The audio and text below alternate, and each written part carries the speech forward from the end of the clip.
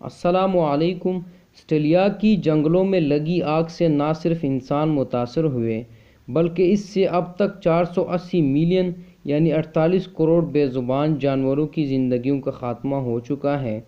یہ آگ کئی دنوں سے ان جنگلات میں لگی ہوئی ہے۔ اس آگ پر قابو پانے کے لیے کئی روز سے فائر بریگیڈ کے ہیلی کاپٹرز اور دوسری گاڑیاں حصہ لے رہی ہیں۔ کئی ارب روپے اس کو بجھانے کے لیے خرچ کیے گئے مگر فائدہ نہ ہوا۔ اس آگ کی وجہ سے ہزاروں مربع میل پر موجود جنگلات راکھ کے ڈھیر میں تبدیل ہو گئے۔ اس طرح ہزاروں مربع میل کے اس رقبے پر کروڑوں نئی زندگی آباد تھی، جس کی وجہ سے ان میں سے 48 کروڑ زندگیوں کا خاتمہ ہو چکا ہے۔ مگر جو اللہ کی مرضی، اللہ بہتر جانتا ہے۔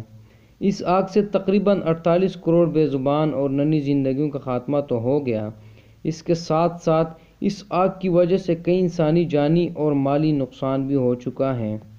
ناظرین، جب تمام کوششیں ناکام ہو گئی اور آگ پر قابو نہ پایا جا سکا تو آگ مزید پھیلتی گئی اور مزید مالی اور جانی نقصان ہوتے گئے۔ اس کے بعد آسٹریلیا میں موجود مسلمانوں نے اللہ سے دعا مانگی کہ اے ہمارے اللہ، ہمارے حال پر رحم کر اور اس آگ کو بجھا دے۔ اس کے بعد مسلمانوں نے ایک جماعت کے شکل میں اسی جنگل میں نماز استسقاء پڑھی جہاں پر یہ آگ لگی تھی۔ اس طرح ان کے نماز استسقاء پڑھنے کے بعد وہاں پر یکدم تیز بارش شروع ہو گئی تو وہاں پر موجود عیسائی یہ سارا منظر دیکھ کر حیران ہو گئے۔ اس آگ کی وجہ سے کئی زندگیاں تو ختم ہو گئی لیکن بارش کے بعد آگ کم ہو گئی۔